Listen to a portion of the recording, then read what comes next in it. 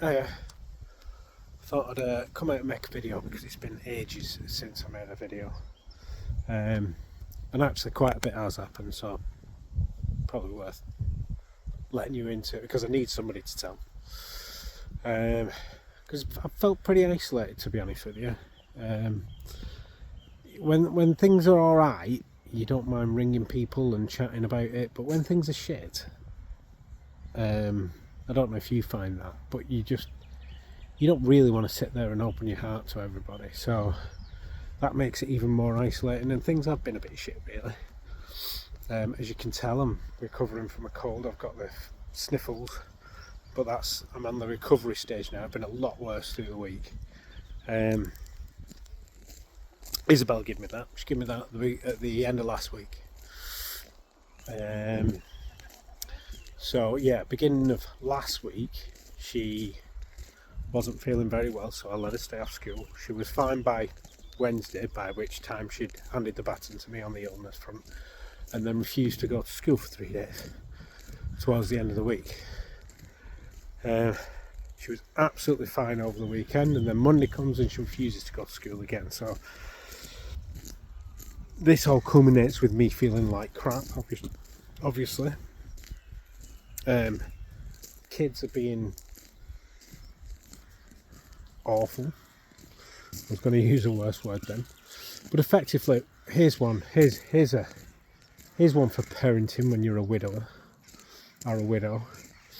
That obviously, when Jenny died, my paternal instinct kicks in and goes, right, well, I've got to protect the kids from everything.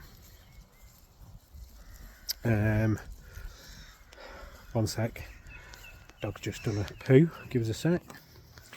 Yeah, sorry, where was he up to? So, yeah, your paternal instincts kick in and you think, right, I've got to protect the children. I've got to look after the children because that's what everybody says. You know, your role now is look after the children. So that's exactly what you do. So, you know, you do everything. You do everything for them because you're worried that if you don't, you know, it's going to make their life, which is already quite bad, even worse. So you go extreme. You know, you make the breakfast, you make their lunches, you make the dinners, you tidy up after them, you tidy the room, you do absolutely everything for them. Unfortunately, what that means is that they then become entitled to it and expecting it, and you know, they just, to kind of better phrase, take the piss, because you're doing everything and they just take it. They never say thank you because they think it's their entitlement. So you end up in this situation where, you know, you're grieving, life's hard, you're trying to hold everything together, and then you've got these three little terrors who were just taking the piss out of you. And it just got worse and worse and worse. And you know, it kind of comes to a head. Come on, this way. And then it comes to a head where you go, right, okay, then, well, I can't do this. I'm feeling like crap. I'm failing physically, and I'm failing emotionally. So something has to give. So, you know, it all came to a head. I think I'd asked the kids never keep the bedrooms tidy, and I'd asked them, and I'd tried different things. I'd tried being encouraging, I'd tried a number of things, and then I think my final attempt was to give them some kind of, you know, I think I said, right, if you tidy your bedroom, I'll put a little bit more in your spends and stuff like that. And then I went upstairs to Charlotte, of all people, who's normally quite good, and I went into a room and it's an absolute shit tip. And I said, so you're not tidying your room then? And her answer was, no. And you could just see it was no, because I know you'll do it. And that was just the straw that brought the camel's back, to be honest with you. Because then I just thought, I just can't keep doing this. So the next morning, they got up, there was nobody there making them breakfast, making the packed lunches for them.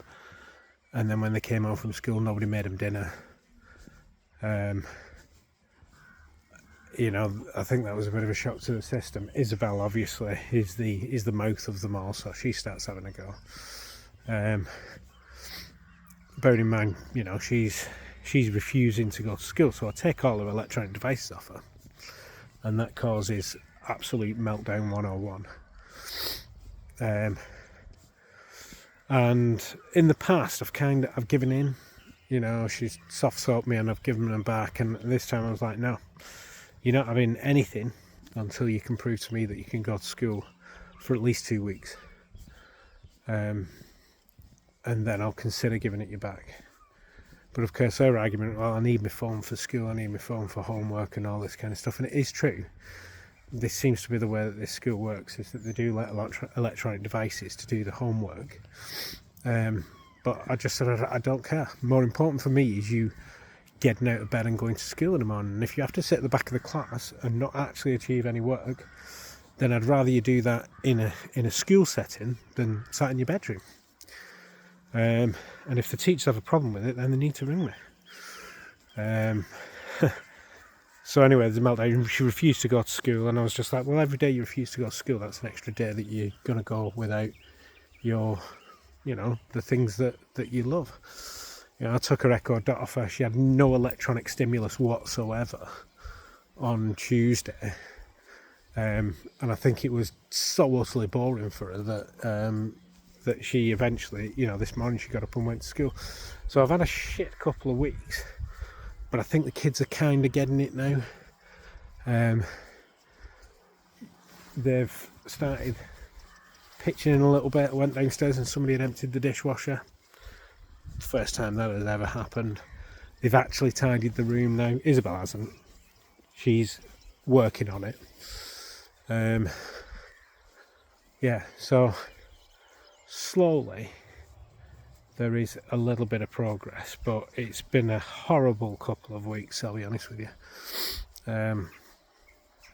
Not enjoyed it at all, and it's been a busy couple of weeks as well. I've gone back to work, so I'm admittedly only 3 days at the moment, Monday, Tuesday, Wednesday, but there we are.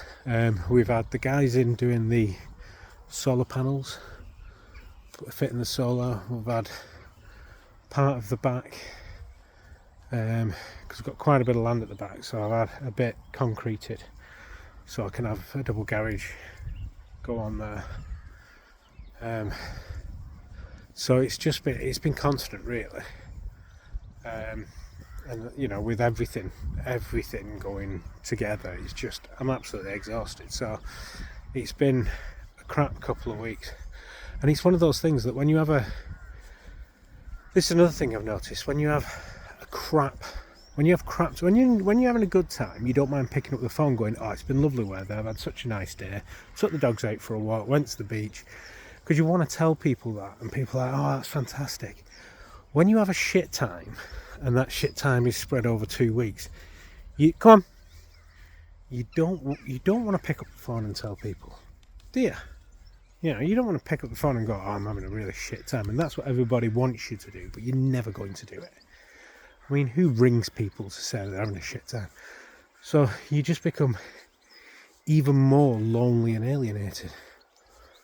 You know, it was so shit this week, I didn't even want to go round to my mate's, Matt's, and you know, he rang me up and went, you're coming out, and I was like, mate, I just feel like shit.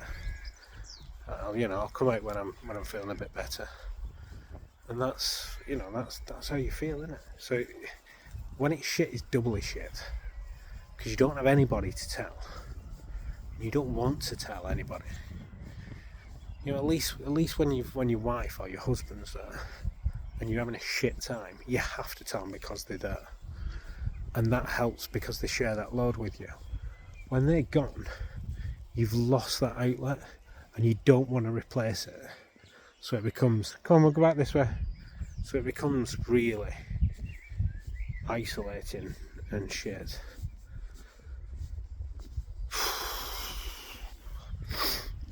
Really rubbish, isn't it? Yeah. But there you are. There's a nice positive spin on being in the shittest club in the world. Oi! Come on. Yeah. So there we are. Come away. Yeah. Shittest club in the world. Might even call this might even podcast. What am I on about? Might even call this episode the shittest club in the world, because it is. Anyway, there you are. Sorry I've not made a video in a long time. Like I say, shit couple of weeks. Getting a little bit better. I think I'll do you another video hopefully soon to tell you whether it carried on an upward trajectory or whether it just bombed. But